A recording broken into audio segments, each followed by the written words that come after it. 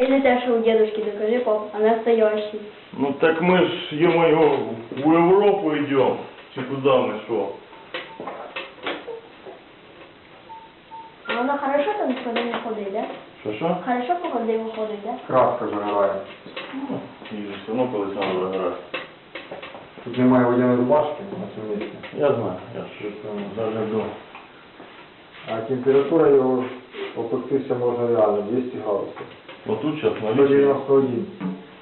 Да.